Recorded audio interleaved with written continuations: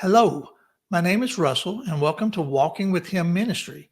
Today, we're going to be starting a new series dealing with the promises of God and really getting these promises into our spirit and memorizing some key Bible verses and understanding how to use those during times of spiritual warfare. And our first one is going to be found in Matthew 6:33. Many of you have heard the scripture. You probably know the scripture. Many of you may already have memorized it.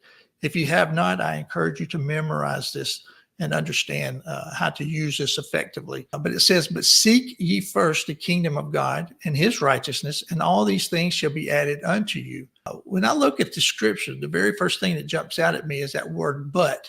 That word but is a conjunction, we've learned in English when we were in school, but it's a continuation of a conversation that was going on before.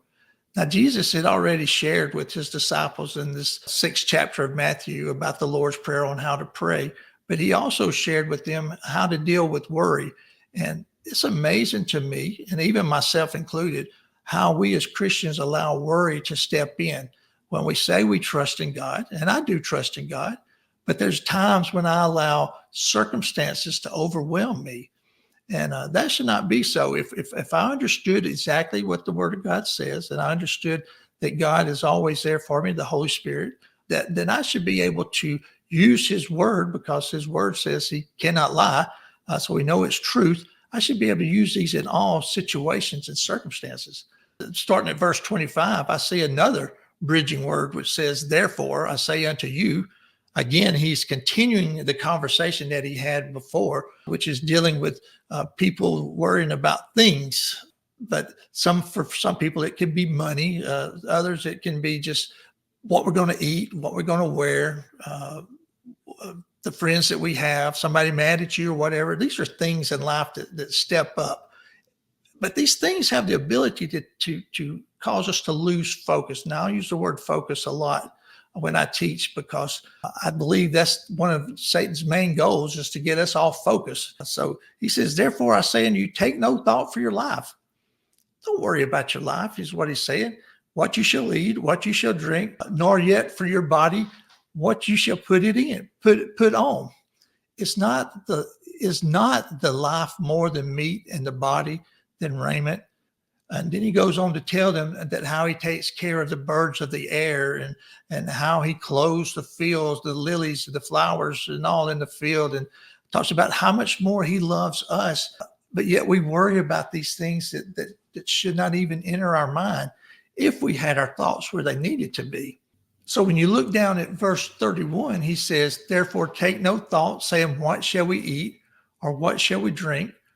Or wherewithal shall we be clothed?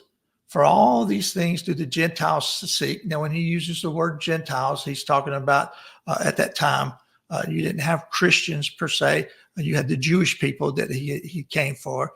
But we know through his death, burial, and resurrection that it made way for the Gentiles, who are everybody else, that if they believed in Jesus Christ, that they would be saved. So he says, so don't take need of what the world is telling you should worry about. For your heavenly Father knoweth that ye have needs of all these things. God already knows what you need. So if God already knows what you need, what are we really searching for?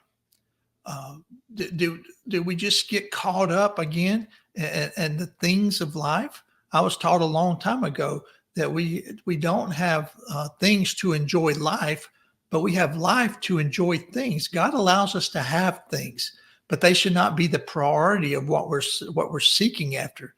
So what are you searching for? What are you seeking for? And it said in that scripture says, but seek ye first the kingdom of God and his righteousness, and all these things shall be added unto you. So we should only be seeking his kingdom, which is heaven, which is a relationship with him. That's where we'll spend eternity for those who accept Jesus Christ. And his righteousness, which is his holiness. That's what righteousness is, to be in right standing with him, that when he looks upon me, he doesn't see me, but he sees the blood of Jesus Christ upon me. And so I should be seeking to be more like him, more like Christ, because I have the Holy Spirit inside of me, and I have the blood of Jesus that's covering my sins. So I'm in good standing with God. But being in good standing means also that I should continually seek him. I should continually to try to be more like him. So let's don't get caught up on the things. He ended that scripture by saying, and all these things shall be added unto you. Again, what are these things? These are the things that we need for everyday life.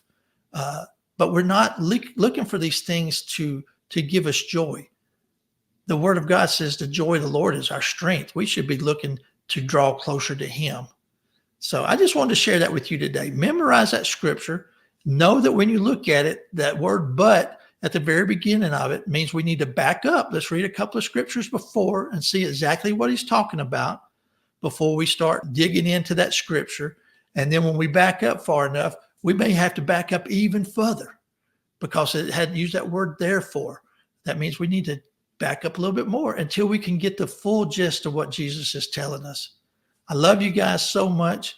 And I just pray in Jesus' name that the scripture is going to become part of who you are, and you'll be able to use it whenever worry tries to stick its head up in your life. I love you so much. You have a blessed day.